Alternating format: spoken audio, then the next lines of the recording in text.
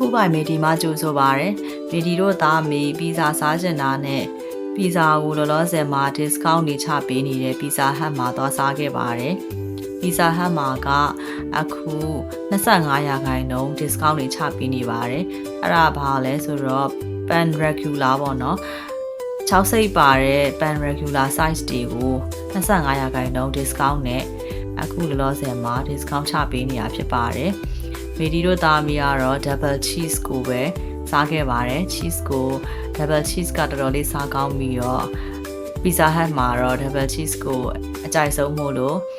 သူ့ကိုပဲရွေးပြီးတော့စားခဲ့ပါတယ်တခြားအရသာ pizza တွေအကုန်လုံးကိုလည်း25ရာခိုင်နှုန်း discount ချပေးနေပါတယ် barbecue ပါတာတို့ ham တို့ Hawaiian pizza တို့အကုန်လုံးပဲ25ရာခိုင်နှုန်းချပေးနေတာဖြစ်ပါတယ်မီဒီတို့သားမိသားစားခဲ့တာကတော့တာမွေ ocean မှာရှိတဲ့ pizza hut ဆိုင်မှာသွားစားခဲ့တာဖြစ်ပါတယ်ဒီ double cheese pizza လေးကတော့25ရာခိုင်နှုန်းလျှော့တဲ့အခါမှာဘယ်လောက်ကျလဲဆိုလို့ရှိရင်2000နဲ့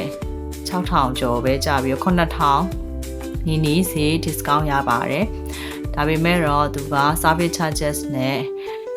tax ကတော့10ရာခိုင်နှုန်းစီထပ်ပြီးတော့ကောက်တာဖြစ်ပါတယ် double cheese pizza လေးကတော့အရင်ပဲစားလို့ကောင်းလို့စားရလည်းအရင်အဆင်ပြေပါတယ် pizza hut ကတော့ပေါင်းပေါင်းသားလေးကတော့နည်းနည်းတော့